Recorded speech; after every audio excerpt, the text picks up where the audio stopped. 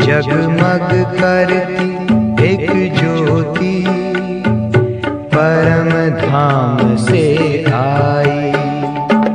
धरती पर आकर उसने,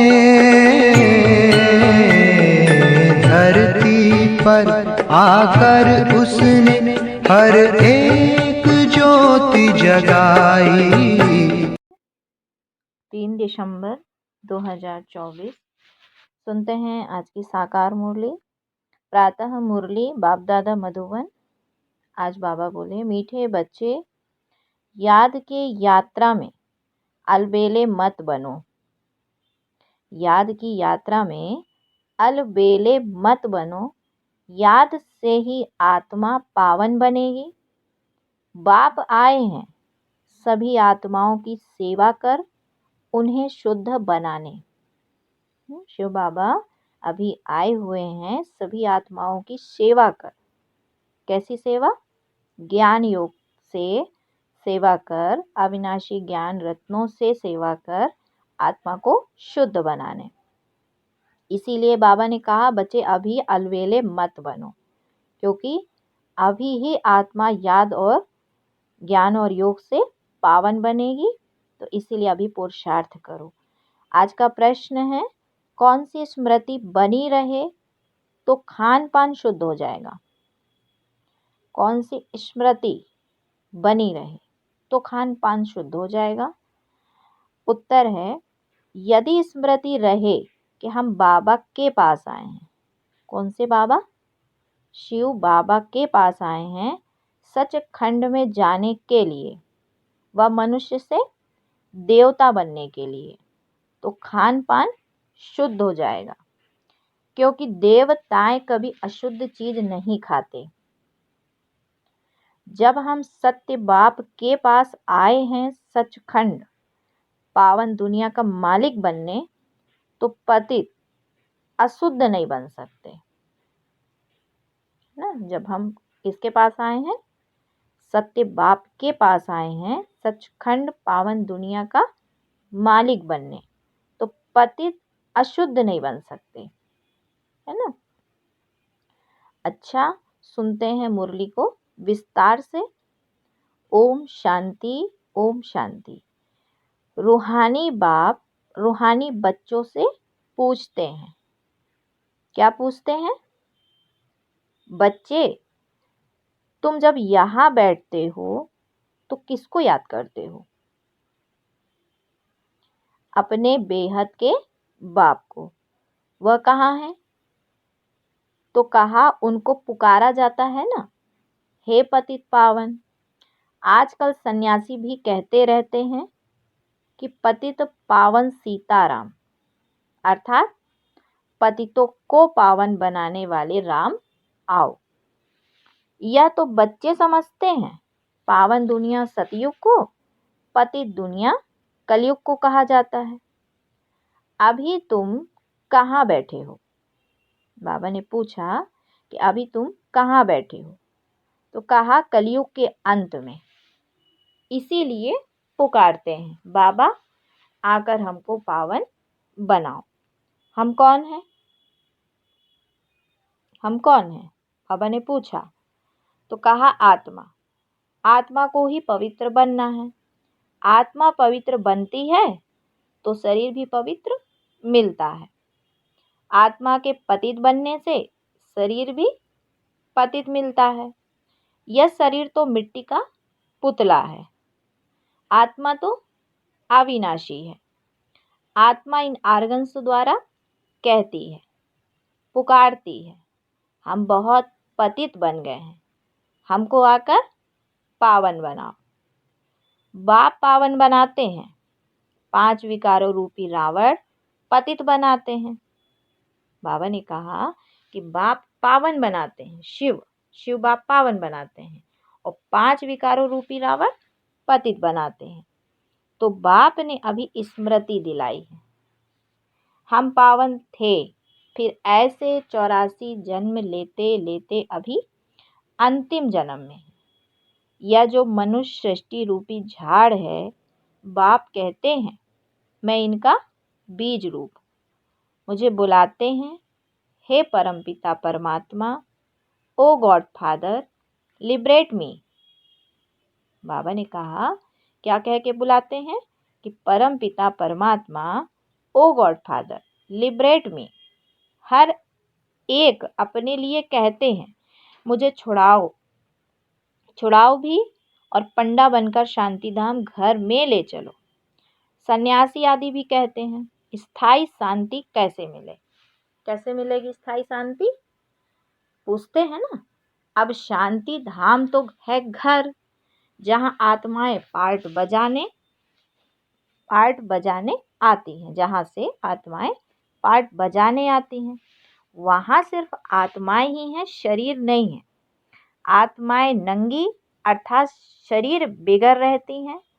नंगे का अर्थ यह नहीं कि कपड़े पहनने बिगर रहना, नहीं। शरीर बिगर आत्माएं अशरीरी रहती हैं। शरीर बिगर आत्माएं अशरीरी रहती हैं।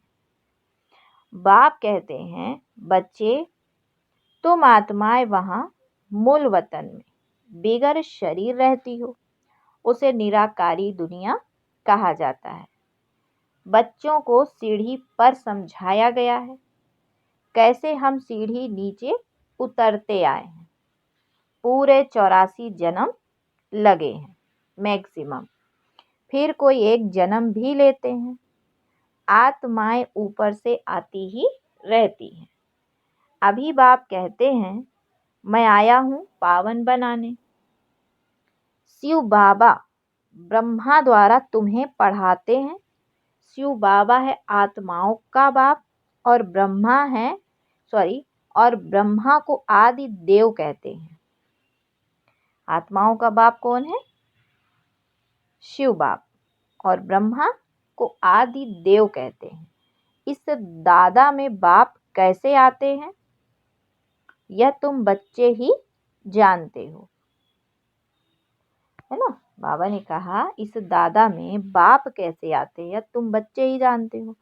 मुझे बुलाते भी हैं कि हे पतित पावन आओ। आत्माओं ने शरीर द्वारा बुलाया है।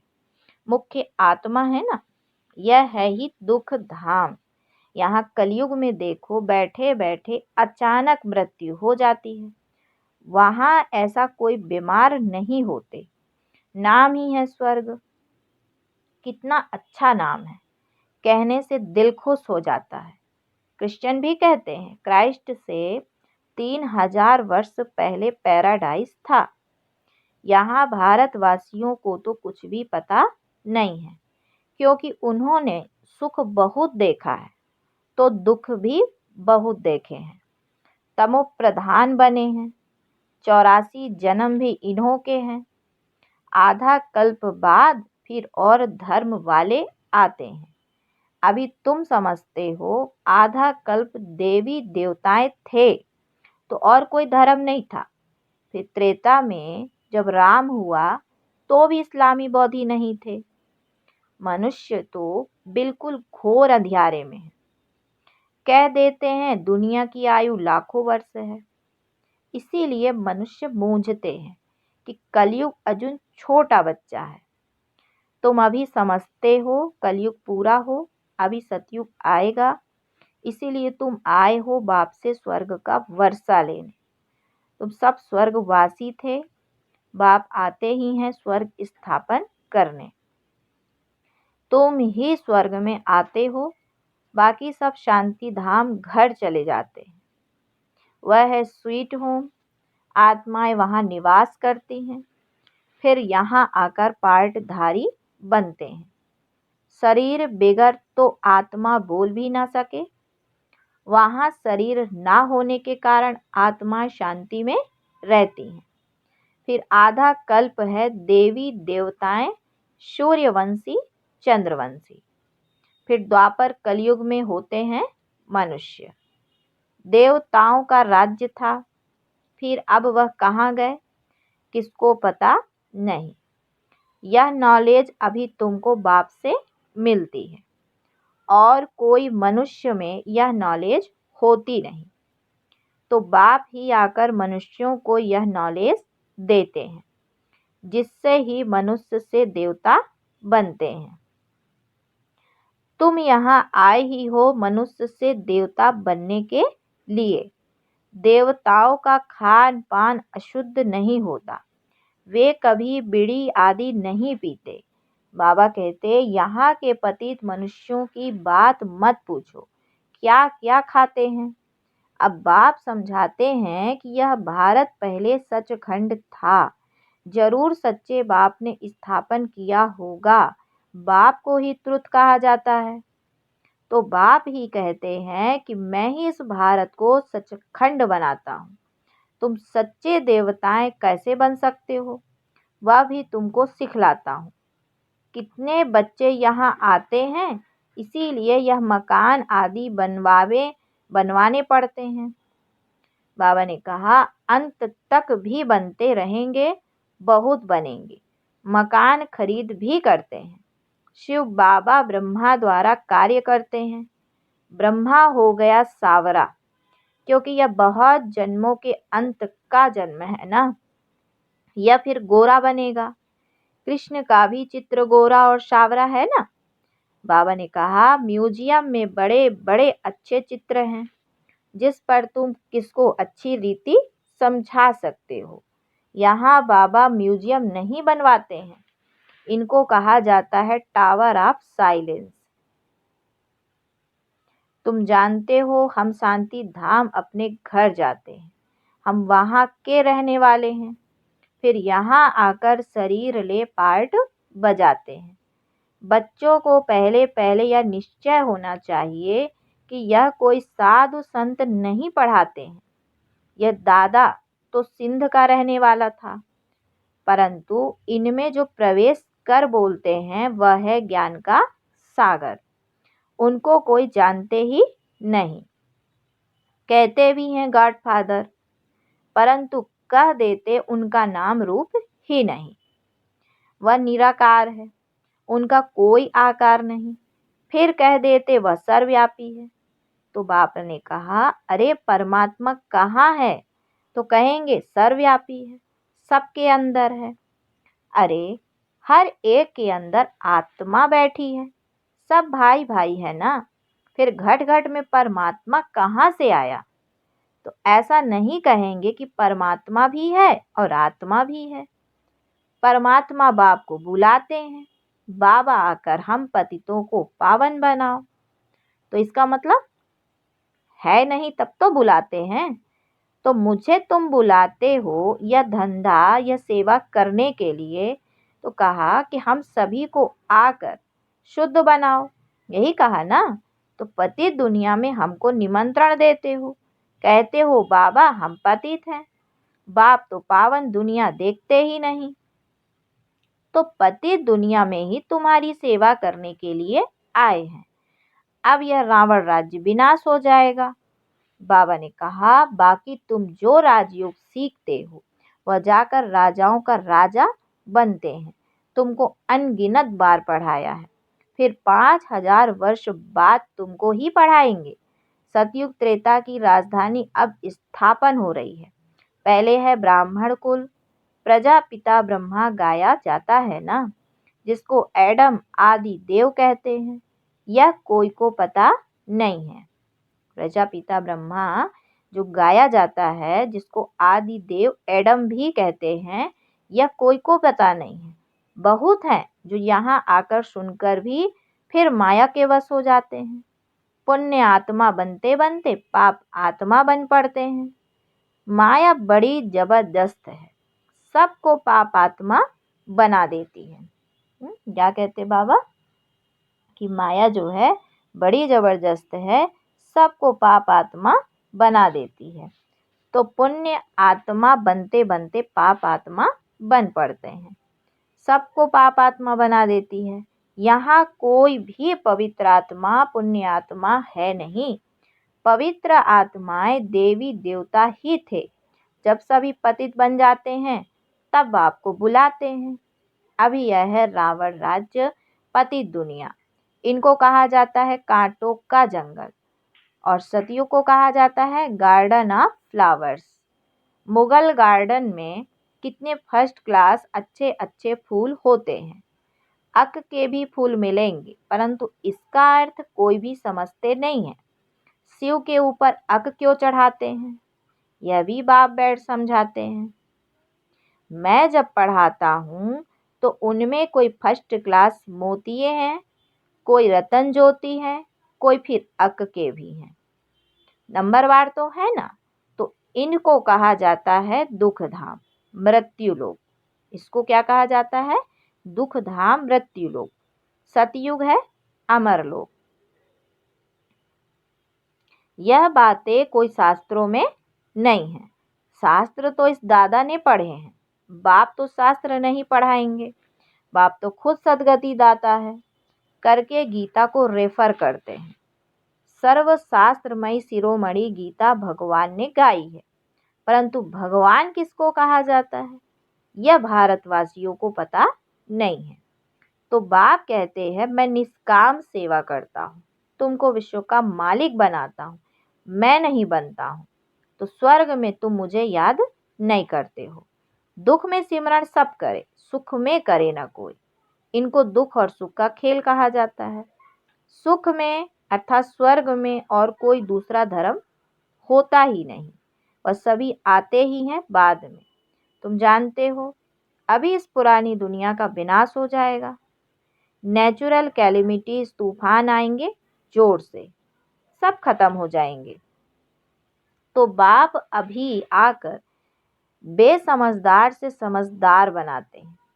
बाप ने कितना धन माल दिया था, सब कहाँ गया? अभी कितने इंसॉल्वेंट बन गए हैं। भारत जो सोने की चिड़िया था वह अब क्या बन पड़ा है? अब फिर पतित पावन बाप आए हुए हैं, राजयोग सिखला रहे हैं। वह है हठ योग, यह है राजयोग। यह राजयोग दोनों के लिए है, वह हठ योग सिर्फ पुरुष ही सीखते हैं। अब बाप कहते हैं पुरुषार्थ करो, विश्व का मालिक बनकर दिखाओ।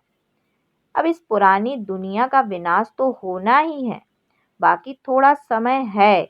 यह लड़ाई अंतिम लड़ाई है। यह लड़ाई शुरू होगी तो रुक नहीं सकती। यह लड़ाई शुरू ही तब होगी जब तुम कर्मातीत अवस्था को पाएंगे और स्वर्ग में जाने के लायक बन जाएंगे। बाप फिर भी कहते हैं याद की यात्रा में अलवेले नहीं बनो, इसमें ही माया बिघन डालती है। अच्छा, फिर बाबा बच्चों को याद प्यार देते हैं। मीठे मीठे सिकिलधे बच्चों प्रति माता पिता बाप दादा का याद प्यार और गुड मॉर्निंग। रूहानी बाप की रूहानी बच्चों को नमस्ते। हम रूहानी बच्चों की भी रूहानी माता पिता बाप दादा को याद प्यार, गुड मॉर्निंग और नमस्ते। सुनते हैं आज की धारणा के लिए मुख्य सार। पहला पॉइंट है, बाबा कहे कि बाप द्वारा अच्छी रीति पढ़कर फर्स्ट क्लास फूल बनना है। कांटों के इस जंगल को फूलों का बगीचा बनाने में बाप को पूरी मदद करनी है। दूसरा पॉइंट है, कर्मातीत अवस्था को प्राप्त करने व स्वर्ग में उच्च पद का अधिकार प्राप्त करने के लिए याद की यात्रा में तत्पर रहना है, अलबेला नहीं बनना है। फिर बाबा ने बच्चों को वरदान दिया, अपने मस्तक पर सदा बाप की दुआओं का हाथ अनुभव करने वाले मास्टर विघ्न विनाशक भव। अपने मस्तक पर सदा बाप की दुआओं का हाथ अनुभव करने वाले मास्टर विघ्न विनाशक भव। बाबा ने कहा गणेश को विघ्न विनाशक कहते हैं। विघ्न विनाशक वही बनते जिनमें सर्व शक्तियां हैं। सर्व शक्तियों को समय प्रमाण कार्य में लगाओ तो विघ्न ठहर नहीं सकते। कितने भी रूप से माया आए, लेकिन आप नॉलेजफुल बनो। नॉलेजफुल आत्मा कभी माया से हार खा नहीं सकती। जब मस्तक पर बाप दादा की दुआओं का हाथ है तो विजय का तिलक लगा हुआ है। परमात्मा हाथ और साथ विघ्न विनाशक बना देता है। परमात्मा हाथ और साथ विघ्न विनाशक बना देता है। आज का स्लोगन है, स्वयं में गुणों को धारण कर दूसरों को गुणदान करने वाले गुण मूर्त भव। स्वयं में गुणों को धारण कर दूसरों को गुणदान करने वाले ही गुण मूर्त हैं।